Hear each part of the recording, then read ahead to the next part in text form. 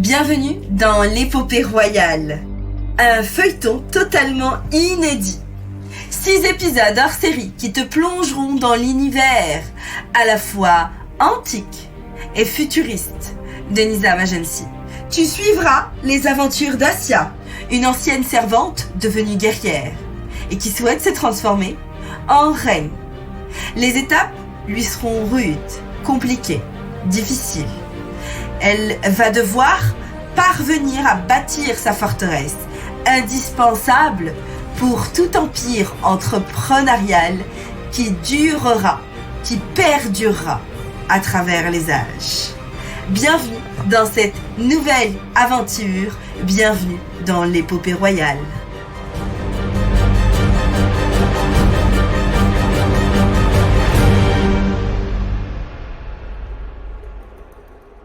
Première étape, l'astrolabe. Comme tous les matins, depuis plusieurs mois, Assia se réveille, frotte ses yeux et jette un œil à son iPhone 158. L'hologramme de l'horloge renvoie 8h34. Dans une autre vie, à cette heure-ci, Assia aurait été dans le palais d'un prince faible, sous les ordres d'un eunuque, sans scrupule, la boule au ventre, coincé dans un 35 heures qui ressemblerait plutôt à un aller simple vers l'enfer.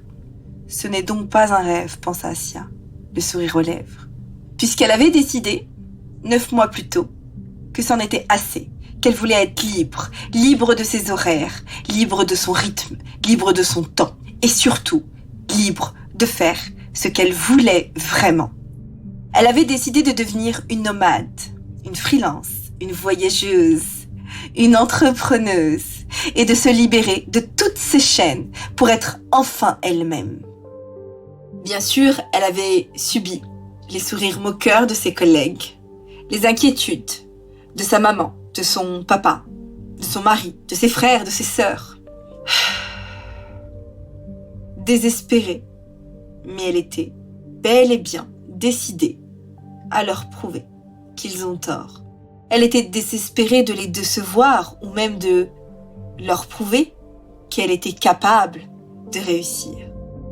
Depuis sa démission, ce n'était que du bonheur pour elle. Chaque jour, elle se levait sans attendre le chant du coq, sans se soucier du cadran solaire qui rythmait jadis ses journées. Elle se consacrait pleinement à son activité de femme indépendante, de femme qui décide, de femme qui choisit, de femme qui ne se soumet pas. Assia s'était précipitée chez le premier primeur du coin. Elle avait fait copier en lettres d'or ses cartes de visite officielles, aux délices d'Assia. Son entreprise de pâtisserie était née. Ce n'était pas n'importe quel type de pâtisserie. C'était des pâtisseries du monde, des pâtisseries d'Orient, d'Occident, des pâtisseries du Nord, du Sud, des pâtisseries africaines, péruviennes, mexicaines, des pâtisseries canadiennes, irlandaises. Autour d'elle, chez l'imprimeur, elle croisait d'autres nomades qui avaient la même lueur dans leur regard, celle de la liberté. Dès le début, elle avait investi toutes ses économies pour faire le plein de matières premières, sucre, fleurs d'oranger, poudre d'amande, farine, miel. Un pari réussi selon elle puisque dès son ouverture, des clients avaient afflué pour découvrir ses savoureuses sucreries. Très fière, elle avait amassé ses premières pièces d'or. Assia repensait souvent à cette émotion, cette euphorie quand elle l'avait vue, sa première pâtisserie. Depuis, elle avait la certitude, elle avait la foi qu'elle allait réussir et que tout était possible pour elle. Qu'elle deviendrait riche grâce à ses sucreries, qu'elle pouvait s'offrir une de ces villas romaines qui lui faisaient tant rêver et gâter toute sa famille, y compris même ceux qui n'avaient pas foi en elle. Non, vraiment, ces derniers mois avaient été parfaits. Chaque journée la remplissait de bonheur. Soudain, un tapotement fort la sortit de son rêve. Quelqu'un frappait à la porte. « Aux délices d'Assia ? C'est ici !» criait une grande voix masculine. « Oh, génial, c'est sûrement un client. Ou peut-être un script qui souhaite m'interviewer, je sais pas. » Assia tomba des nues en ouvrant la porte. Elle reconnut immédiatement le percepteur royal. Le percepteur royal au monogramme qui ornait ses épaulettes. Vous êtes bien la gérante d'Elisassia, n'est-ce pas? Je vois que votre entreprise est ouverte depuis 9 mois et que vous n'avez toujours pas déclaré votre installation, ni payé même vos cotisations mensuelles. Vous pouvez passer au palais pour régulariser votre situation et régler votre facture, ainsi qu'avec tous les frais de retard, les pénalités et bien plus encore, bien sûr, dit-il d'un ton narquois, en lui tendant une lettre cachetée par le sceau royal. Bien sûr, bafouilla Assia, je ne sais pas que c'était obligatoire, je connais plein d'autres entrepreneurs qui ne déclaraient pas, je pensais qu'il fallait au moins attendre un an, au minimum 12 mois, je sais pas. La différence, c'est que eux ne se sont pas fait contrôler, mais vous, si, claqua le percepteur royal, l'air outré avant de tourner les talons. Assia fermait la porte, le cœur battant. Oh, mais comment je vais faire? Elle ouvrit l'enveloppe et lança un cri de surprise. Quoi? 20 000 pièces d'or? Mais je vais devoir payer 20% de mon chiffre d'affaires tous les mois? Mais c'est affreux, mais j'ai à peine un peu plus sur le côté, mais je me suis à peine versé un salaire, mais même pas. J'ai même pas eu la possibilité de me verser un vrai salaire. Oh, mais j'ai plus rien. Mais comment ça se fait? Mais pourquoi j'ai pas été prévenue? Mais... Oh là là là là, soupira-t-elle les larmes aux yeux. Assia décida de ne pas régler la somme tout de suite, le temps d'amasser quelques pièces d'or supplémentaires, et pour cela, il fallait qu'elle travaille 2 fois plus, encore plus. Pendant des semaines, elle mettait la main à la pâte. Elle créait des gâteaux, à la chaîne. Elle postait tous les jours sur les réseaux sociaux, partout. Des hologrammes, partout. Dans le métaverse, sur les réseaux, sur les smartphones, en SMS. Bref, elle lançait de la publicité dans tout le royaume, achetait les meilleurs produits, essayait toutes les formations à tout va. Fallait absolument qu'elle génère encore plus d'argent, mais la villa, mais j'ai promis à ma mère que j'allais lui offrir sa villa. Malgré tous ses efforts, et même si l'argent continuait de rentrer, ce n'était pas suffisant. D'ailleurs, elle ne savait rien. Elle ne savait pas où est-ce qu'elle en était, parce qu'elle n'avait jamais fait ses comptes.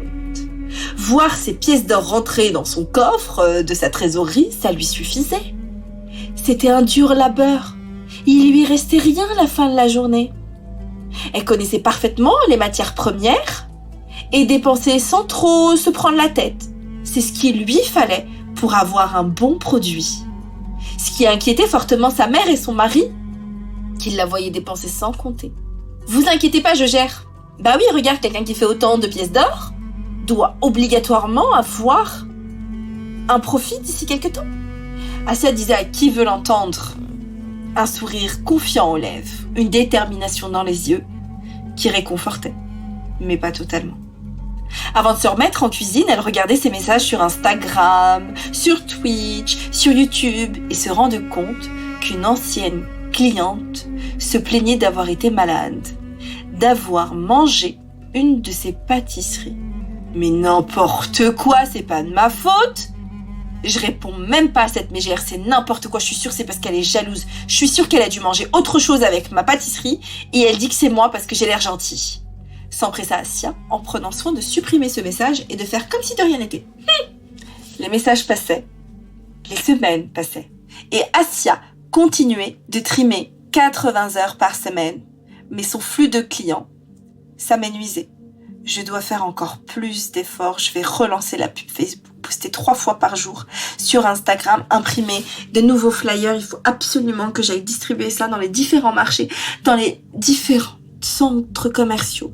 Je dois absolument m'installer dans un centre commercial pour pouvoir générer davantage. Ah, un salon, je vais faire un salon. Oh, je suis sûre, ça va aller, les clients vont revenir, j'en suis persuadée, se dit-elle en se réconfortant. Autour d'elle, dans la rue poussiéreuse, s'agitant calèches, piétons et pur sang.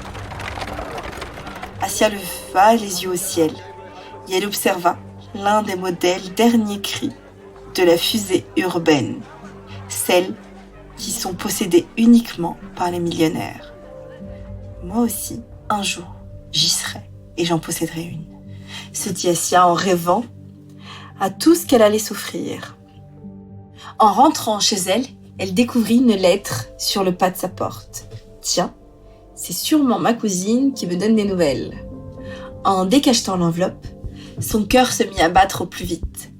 Quand elle lut « Tribunal royal », elle n'en croyait pas ses yeux. Son cœur allait lâcher, sa tête chavirait. C'est cette peste de cliente qui a envoyé une plainte officielle. Dépitée, elle lut en bas de la lettre qu'elle devait régler un dédommagement de 5000 pièces d'or. Pourquoi dès que l'argent rentre, il ressort immédiatement? Mais je suis maudite ou quoi? C'est de l'argent fantôme, ça. C'est abusé quand même. Il y a de l'argent, mais tout le monde le prend. Comme s'ils étaient tous associés avec moi, maugréa-t-elle. Prise soudain d'un vertige, elle attrapa sa cape de velours et sortit prendre l'air. Elle n'en pouvait plus.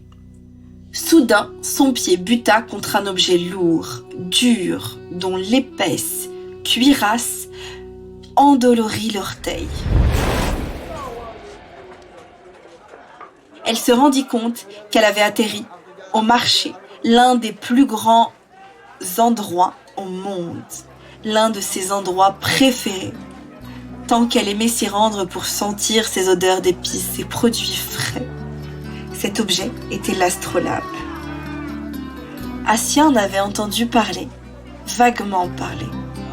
On disait que cet instrument en cuivre lui permettait d'observer les étoiles et de faire des calculs savants, ces calculs qui nous permettaient de voir la direction dans laquelle nous devions aller. Qu'est-ce que tu veux que je fasse avec ça? À quoi ça me servira avec tous les problèmes que j'ai là maintenant? Avoir ma vision.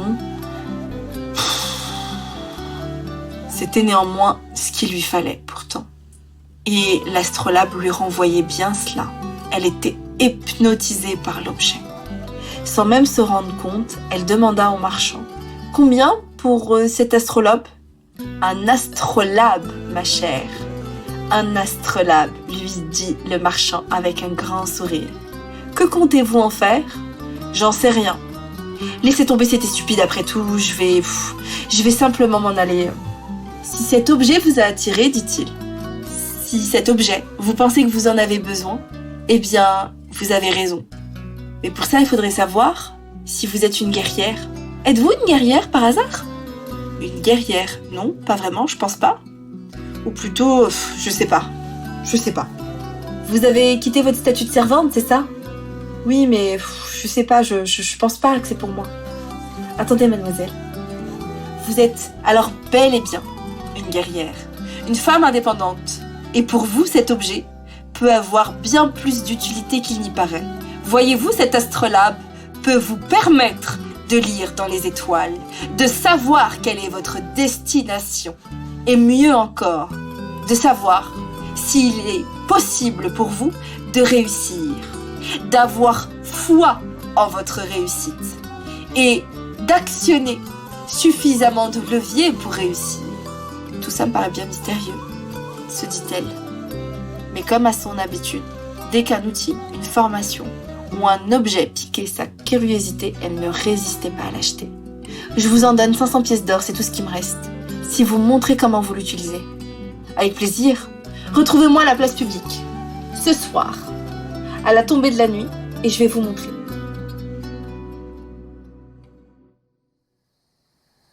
Le soir même, enveloppée d'une peau en cuir, Assia se glissa jusqu'au lieu du rendez-vous avec le marchand.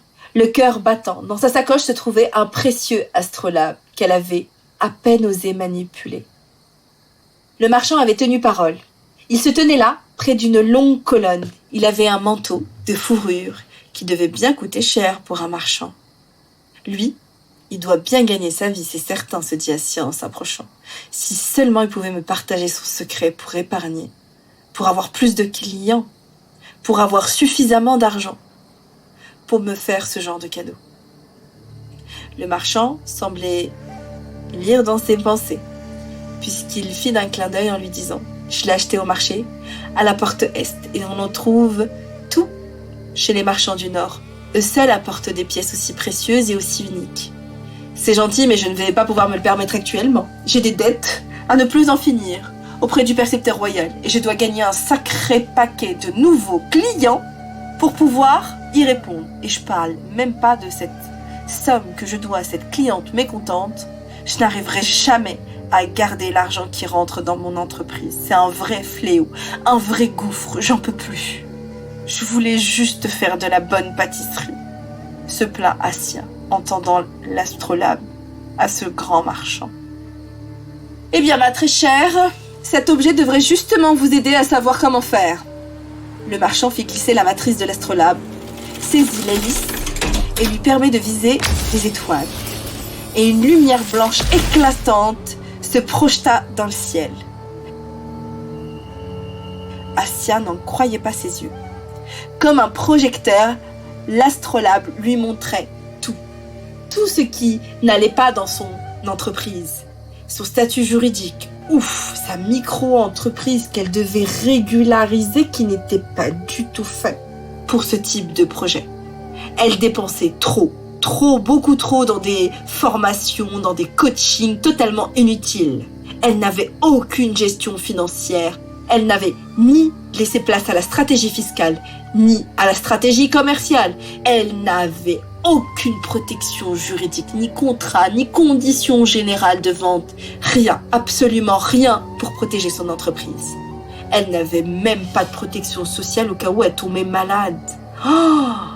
Bref, son entreprise n'avait aucune fondation solide et cela lui coûtait un bras.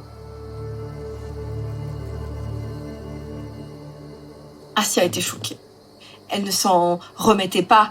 Elle n'avait jamais vu au grand jour. Elle doutait bien que tout n'était pas parfait, que tout n'était pas bon. Elle se doutait bien qu'il fallait qu'elle mette en place et développer certaines choses pour permettre à son entreprise de grandir sereinement. Mais tout ça, oh là là là là, dépité. Mais marchand, comment faire pour avoir des fondations aussi solides? Je peux pas être au four et au moulin, c'est pas possible.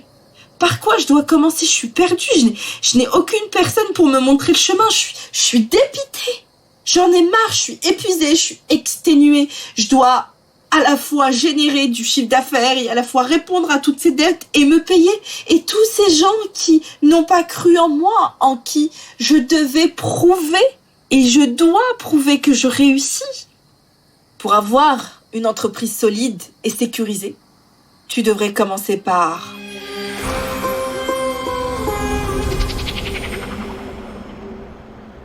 Pour connaître la suite des aventures d'Assia, la guerrière, rendez-vous demain à 7h pour la 2e épisode de cette épopée royale. Bien sûr, si toi aussi t'es comme Assia, tu as besoin d'un astrolabe pour t'aider à bâtir ton empire. Tu peux aussi rejoindre la forteresse, cet outil unique qui t'apportera toutes les solutions à tes problèmes d'entrepreneur. Des solutions qui te seront spécifiques, entièrement personnalisées.